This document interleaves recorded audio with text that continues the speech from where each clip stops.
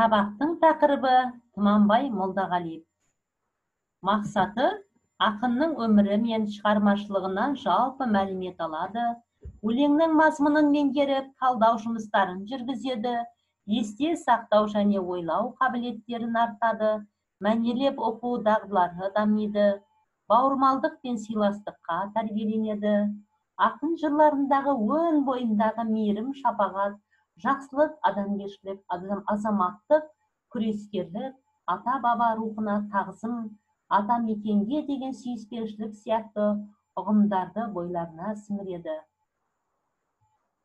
Сабақтың нәтижелілігі ақынның өмірі мен шығармашылығы туралы біледі, талдау жұмыстарын жүргізеді, ойын еркін жеткізе алады. Өлең ақыл, сөзі ән, Тұманбай біздің ағамыз. Бүгін біз Тұманбай ағамыздың «Шақырады» атты өлеңімен және Тұманбай Молдағалиев туралы деректермен танысамыз. Тұманбай Молдағалиевтің ақындық өнері мен шығармашылық жолы дүниетанудан, адам сезімінің сан алуан үйлесімділігін тоғыстырудан тұратынын байқаймыз. Ақын жырларының өн бойында мейірім, шапағат, жақсылық, адамгершілік, азаматтық, күрескерлік, ата-баба рухына тағзым, ата-мекенге деген сүйіспеншілік сияқты ұғымдардың асқақтығын неғұрлым биіктету алдыңғы саптан көрілді. Тұманбай Молдағалиев 1935 жылы 20 наурызда Алматы облысының Еңбекші Қазақ ауданындағы Жарсу ауылында дүниеге келген. 1956 жылы Қазақ мемлекеттік университетінің филология факультетін тамамдаған.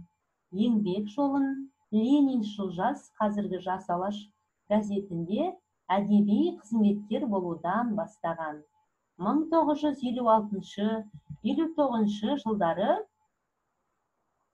Пионер журналында әдеби қызметкер, 1959-1971 жылдары жазушы баспасында редактор, аға редактор болған.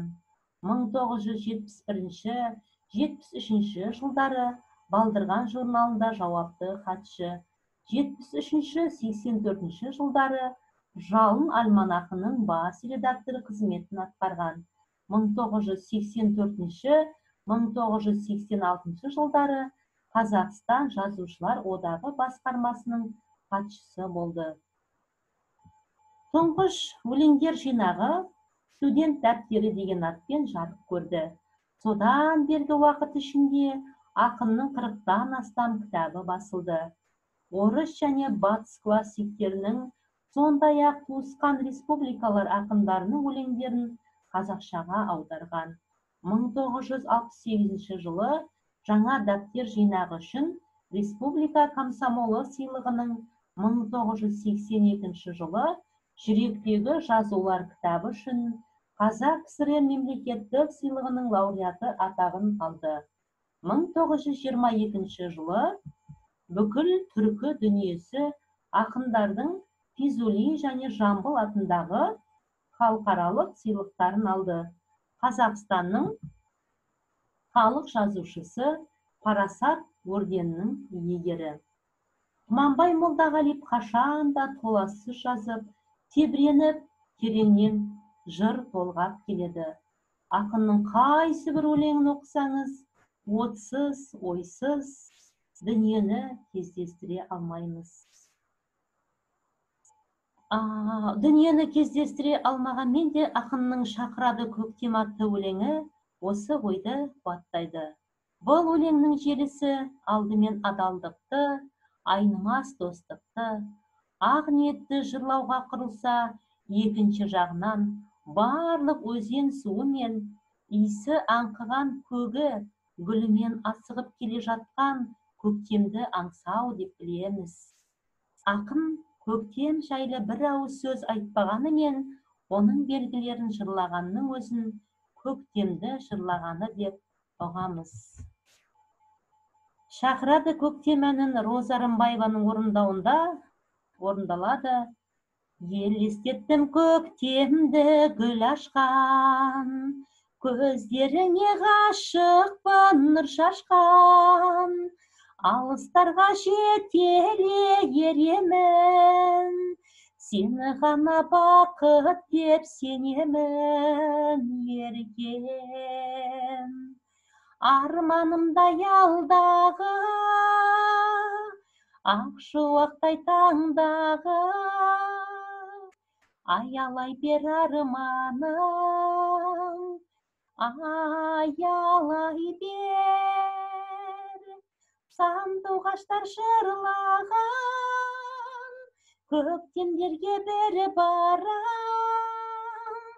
шақырады біздерді көкорай бел, шақырады біздерді көкорай бел.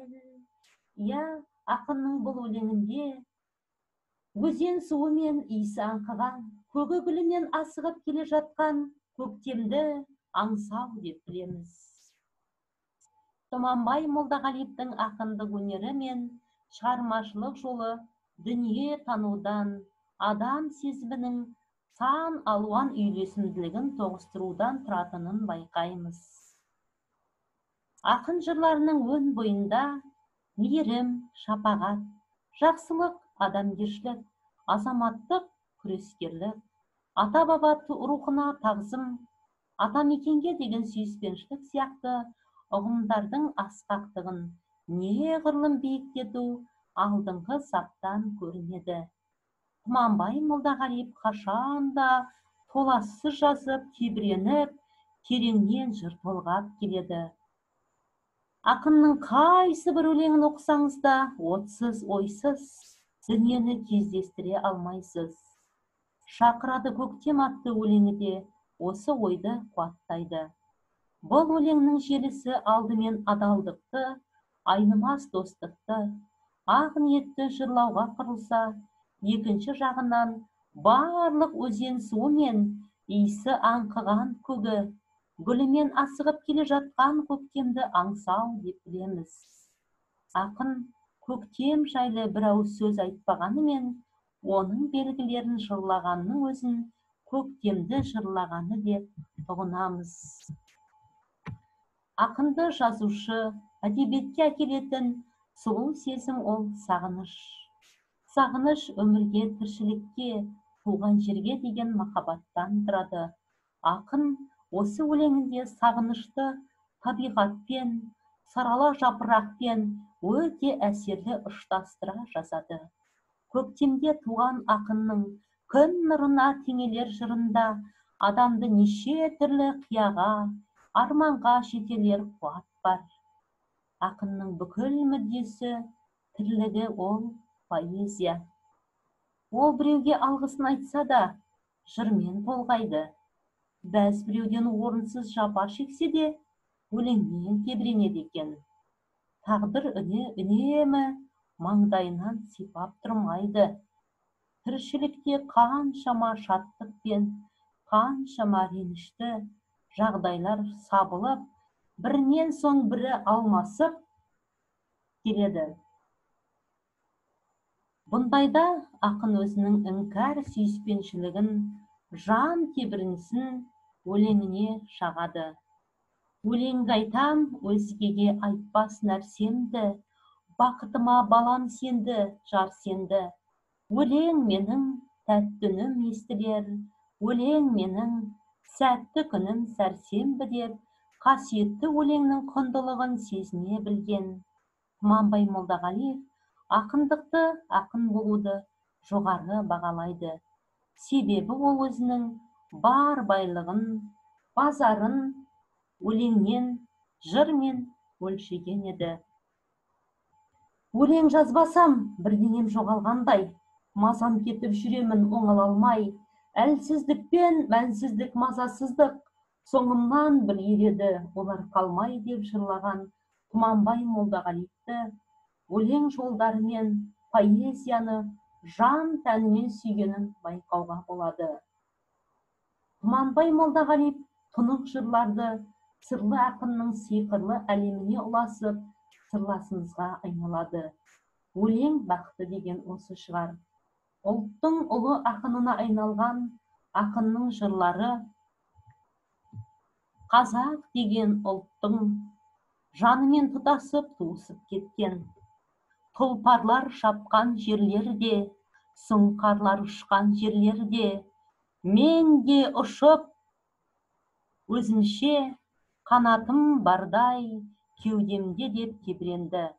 Тұманбай ақын сенгіш, сыршыл, адал да ақ маржа, өлең табиғаты оқырманды да сендірмей қоймайды.